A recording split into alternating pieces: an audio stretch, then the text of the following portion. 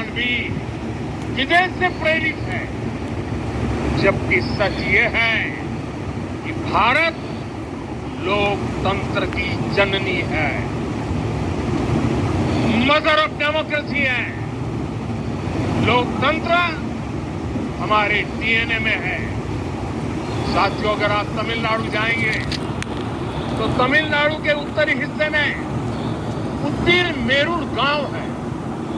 वहां हजारों वर्ष पहले का एक शिलालेख है, उसमें बताया गया है उस कालखंड में भी कैसे लोकतांत्रिक तरीके से शासन व्यवस्था चलती थी, लोग कैसे सरकार चुनते थे। लेकिन हमारे यहां तो मैग्ना कार्टा की प्रशंसा का ही चलन रहा। हमारे यहां भगवान बसवन्ना, उनके अनुभव मंटपा की जानकारी भी सीमित रखी गई। अनुभव मंटपा यानी जहां सामाजिक, धार्मिक और आर्थिक विषयों पर सार्वजनिक बहस होती थी, जहां सामूहिक सहमति से निर्णय लिए जाते। लेकिन गुलामी की मानसिकता के कारण इस भारत की कितनी ही पीढ़ियों को इस जानकारी से भी वंचित रखा गया। साथियों, हमारी व्यवस्था के हर कोने में गुलामी की इस मानसिकता ने डेरा डाला हुआ। अब याद करिए, भारतीय नौसेना का ध्वज सदियों तक उस ध्वज पर ऐसे प्रतीक बने रहे जिनका हमारी सभ्यता, हमारी शक्ति, हमारी विरासत से कोई संबंध नहीं। अब हमने नौसेना के ध्वज से गुलामी के हर प्रतीक को हटाया। हमने छत्रपति शिवाजी महाराज की विरासत को स्थापित किया।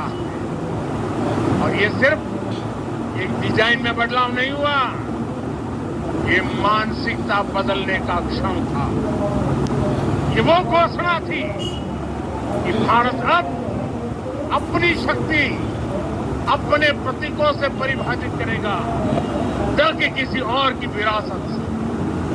साथियों, यही परिवर्तन आज अयोध्या में भी दिख रहा है। साथियों, ये गुलामी की मानसिकता ही है जिसने इतने वर्षों तक रामत्व को नकारा है। भगवान राम अपने आप में एक वैल्यू सिस्टम है। ओरछा के राजा राम से लेकर रामेश्वरम के भक्त राम तक और शबरी के प्रभु राम से लेकर मिथिला के पाहुन राम जी तक भारत के हर घर में, हर भारतीय के मन में और भारतवर्ष के हर कण-कण में राम है। लेकिन गुलामी की मानसिकता इतनी हावी हो गई कि प्रभु राम को भी काल्पनिक घोषित किया जाने लगा। साथियों, अगर हम ठान लें अगले 10 साल में मानसिक गुलामी से पूरी तरह मुक्ति पा लेंगे, और तब जाकर के ऐसी ज्वाला प्रज्वलित होगी, ऐसा आत्मविश्वास बढ़ेगा। 2047 तक विकसित भारत का सपना पूरा होने से भारत को कोई रोक नहीं पाएगा। आने वाले 1000 वर्ष के लिए भारत की नींव तभी सशक्त होगी जब मैकाले की गुलामी के प्रोजेक्ट को हम अगले 10 साल में पूरी तरह ध्वस्त करके दिखा देंगे। साथियों, अयोध्या धाम में रामलला का मंदिर परिसर भव्य से भव्यतम हो रहा है और साथ ही अयोध्या को संवारने का काम लगातार जारी है। आज अयोध्या फिर से वह नगरी बन रही है जो दुनिया के लिए उदाहरण बनेगी। त्रेता युग की अयोध्या ने मानवता को नीति दी। 21वीं सदी की अयोध्या मानवता को विकास का नया मॉडल दे रही है।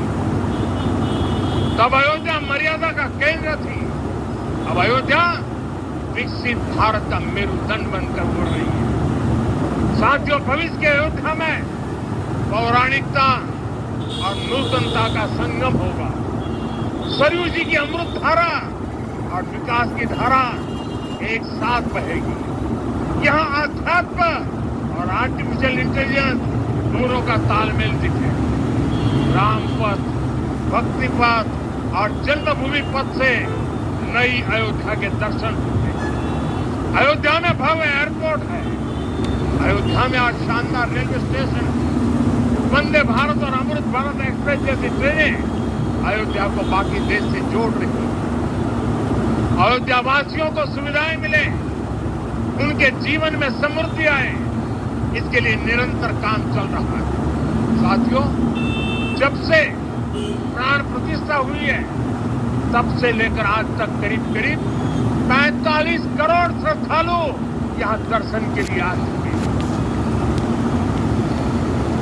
ये वो पवित्र भूमि है जहां 45 करोड़ लोगों के चरण रज पड़े हैं और इससे अयोध्या और आसपास के लोगों की आय में आर्थिक परिवर्तन आया है, वृद्धि हुई है। कभी अयोध्या विकास के पैमानों में बहुत पीछे थी। आज अयोध्या नगरी यूपी के अग्रणी शहरों में से एक बन गई। साथियों, 21वीं सदी का आने वाला समय बहुत महत्वपूर्ण है। आजादी के बाद के 70 साल में भारत विश्व की 11वीं सबसे बड़ी अर्थव्यवस्था बना। 70 साल में 11वीं। लेकिन पिछले 11 साल में ही भारत विश्व की 5वीं सबसे बड़ी अर्थव्यवस्था बन चुका है। और वो दिन दूर नहीं जब भारत विश्व की 3री सबसे बड़ी अर्थव्यवस्था भी बन जाएगा। आने वाला समय नए अवसरों का है, नई संभावनाओं का है। और इस अहम कालखंड में भी भगवान राम के विचार ही हमारी प्रेरणा बनेंगे। जब श्री राम के सामने रावण विजय जैसा विशाल लक्ष्य था, तब उन्होंने कहा था, सौरज धीरज देहि रथ चाका, सत्यशील दृढ़ ध्वज पताका, बल विवेक दम परहित गोरे, क्षमा कृपा समता रजु जोरे। यानी रावण पर विजय पाने के लिए जो रथ चाहिए, शौर्य और धैर्य उसके पहिए हैं, उसकी ध्वजा सत्य और अच्छे आचरण की है, बल विवेक संयम और परोपकार इस रथ के घोड़े हैं। लगाम के रूप में क्षमा दया और समता है जो रथ को सही दिशा में रखते हैं। साथियों, विकसित भारत की यात्रा को गति देने के लिए ऐसा ही रथ चाहिए, ऐसा रथ जिसके पहिए शौर्य और धैर्य हो, यानी चुनौतियों से टकराने का साहस भी हो और परिणाम आने तक दृढ़ता से डटे रहने का धैर्य भी हो। ऐसा रथ जिसकी ध्वजा सत्य और सर्वोच्च आचरण हो, यानी नीति, नियत और नैतिकता से समझौता कभी न हो। ऐसा रथ जिसके घोड़े बल विवेक संयम और परोपकार हो, यानी शक्ति भी हो, बुद्धि भी हो, अनुशासन भी हो और दूसरों के हित का भाव भी हो।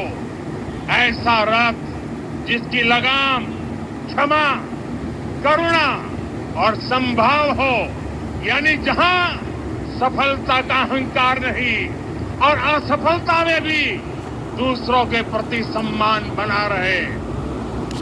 और इसलिए मैं आदरपूर्वक कहता हूं, ये पल कंधे से कंधा मिलाने का है, ये पल गति बढ़ाने का है।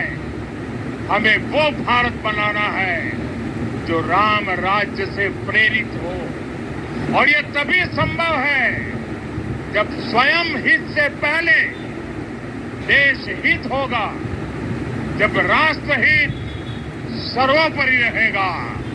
एक बार फिर आप सभी को बहुत बहुत शुभकामनाएं देता हूं। जय सिया राम, जय सिया राम, जय सिया राम। माननीय प्रधानमंत्री जी, सरसंघ चालक जी अब यहाँ से विदा लेंगे। आप सब बंधु खड़े होकर उनके आगमन पर अपनी कृतज्ञता व्यक्त कर सकते हैं।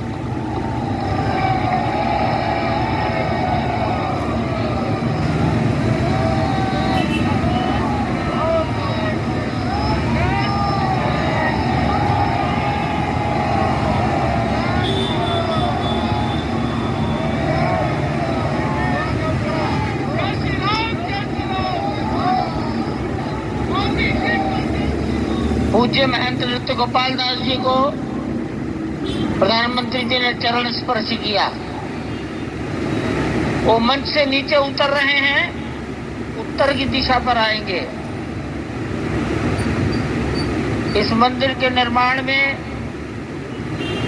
वर्ष 1949 में हनुमानगढ़ी के बाबा महंत अभिराम दास जी महाराज, कल्याण के संपादक हनुमान प्रसाद जी पोद्दार, गोरखनाथ पीठ के महंत दिग्विजयनाथ जी महाराज और 1983 से श्री दाऊदयाल खन्ना,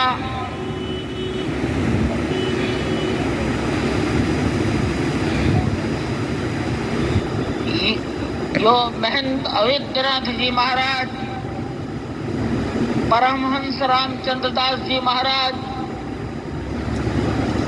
जगत गुरु शंकराचार्य ज्योतिषपीठ स्वामी शांतानंद जी महाराज, राम जन्मभूमि परिसर में